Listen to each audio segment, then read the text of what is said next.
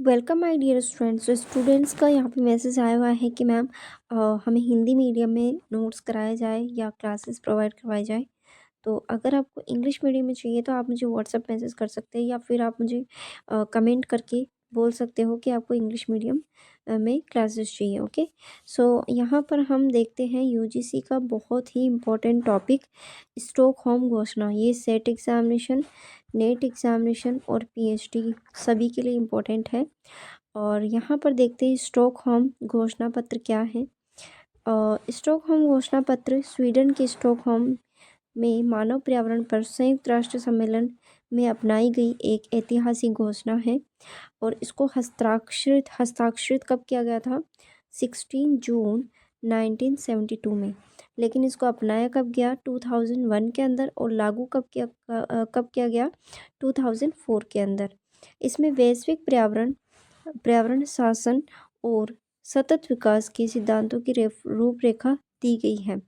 मानव और पर्यावरण कल्याण पर बल दिया गया है और पर्यावरणीय चुनौतियों से निपटने के लिए अंतर्राष्ट्रीय सहयोग की आवश्यकता पर प्रकाश डाला गया है। स्टॉकहोम जो सम्मेलन हुआ था उसमें 122 देश शामिल हुए थे। स्टॉकहोम सम्मेलन का विचार सबसे पहले स्वीडन के द्वारा प्रस्तावित किया गया था, इसलिए इसे स्वीडन के पहल भी कहा जाता है। इसकी थीम थी केवल एक पृथ्वी। सम्मेलन में 122, मैंने अभी जस्ट बताया आपको कि 122 देश ने भाग लिया था। गृह पर्यावरण और प्राकृतिक संसाधन के लिए एक सामान्य शासन ढांचा तैयार करना। तो ये थे स्टॉकहोम के कुछ इम्पोर्टेंट बातें। ये हिंदी मीडियम नोट्स है यूजीसी नेट के लिए। अगर आप लेना चाहते हो तो आप मुझे व्हाट्सएप मैसेज कर सकते हो। अब बात कर लेते हैं रामसर कन्वेंशन की, जो कि मोस्ट इम्पोर्टेंट है। इसका दूसरा नाम भी पूछा जा सकता है। आर्द्र भूमियों पर कन्वेंशन 1971 के अंदर इसको लाया गया था।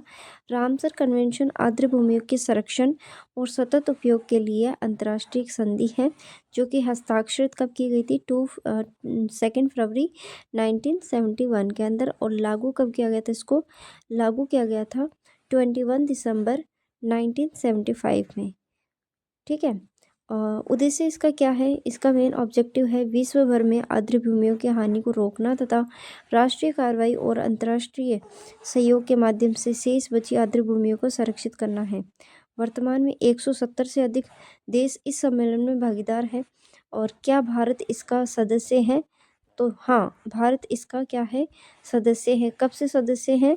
1 नवंबर 1982 से भारत इसका सदस्य बना हुआ है। तो आपको मोस्ट इम्पॉर्टेंट आपको बातें पता चल गई है। तो वीडियो को लाइक शेयर सब्सक्राइब जरूर करें।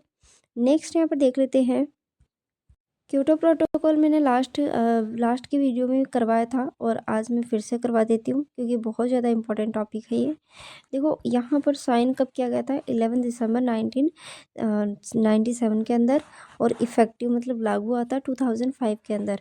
क्योटो प्रोटोकॉल क्या है? एक अंतर्राष्ट्रीय संधि है। जलवायु परिवर्तन पर संयुक्त राष्ट्र फ्रेमवर्क कन्वेंशन को आगे बढ़ाया गया है और ग्रीन हाउस गैस को उत्सर्जन करने के लिए प्रतिबद्ध करता है।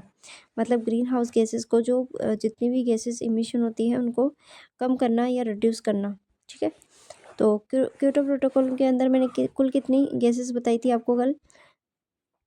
टोटल यहाँ पे 6 गैसेस है जो कि बहुत ज़्यादा इंपॉर्टेंट है। सबसे पहले है carbon dioxide, methane, nitrous oxide, hydrocarbon and next is perfluorocarbons and sulphur hexafluoride. तो ये कुछ इंपॉर्टेंट गैसेस है जिसकी वजह से ओजोन लेयर में डिप्लीशन या कह सकते हैं ओजोन लेयर आपकी डिक्रीज हो रही है। तो आपको इन सभी चीज़ों का ध्यान रखना है। यूजीसी नेट में यहाँ से डायरेक्ट क्वेश्चन पुटअप होता है। Thank you so much for watching this video. मिलते हैं नेक्स्ट वीडियो लेक्चर में। Thank you so much.